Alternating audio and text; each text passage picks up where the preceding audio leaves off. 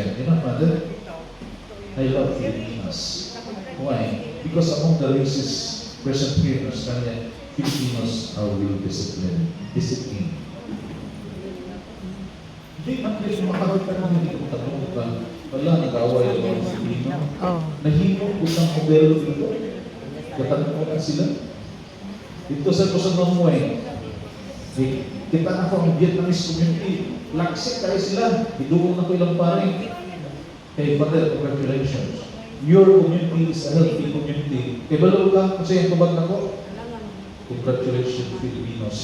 Your community is more organized than we do.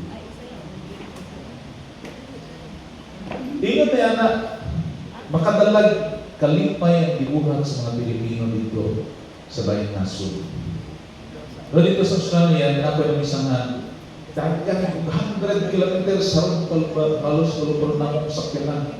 Kay araw makaabot ko dito sa mahong parokya kaniya ito, pag-misa. Pag-abot ako dito, pag-ting, pala, aplihan ang puntahan, hinuan, kapilya, prepara ito.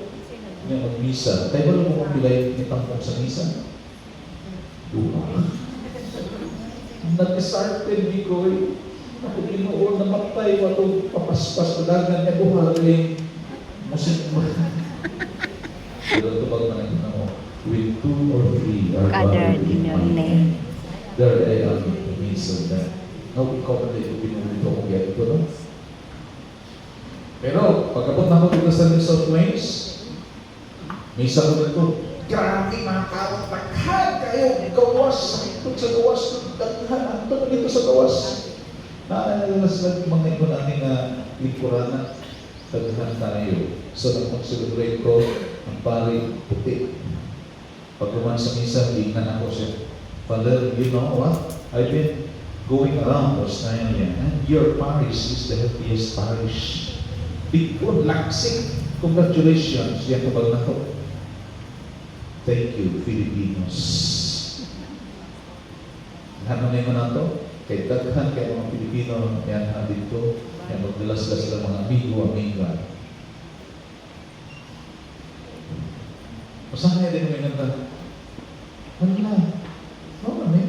So, nagkukuhan tayo kaibigan ko ni Bishop McDuncan.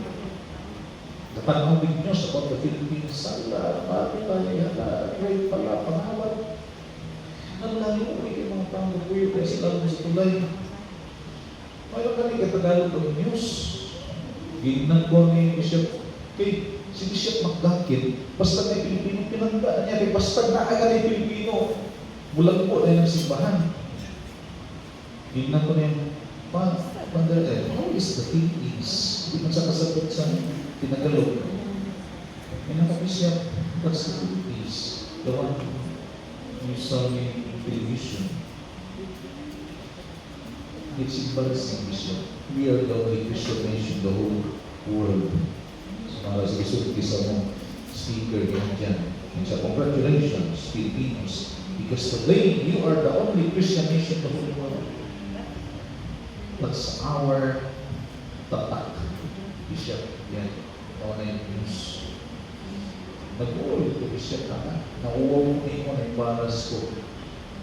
Pero Bishop, what if I tell you the other half of the story? Mura mo yung pagawa sa media. Would you believe me, Bishop, today, Sunday, in the Philippines, all the churches are packed with people. We have so many youth in the Philippines. We have so many youth organizations. So we have many renewal communities sprouting all over. Alam, isang asa na nagkala ay din na IBECs ay ng mga organizations iba dalang volunteers.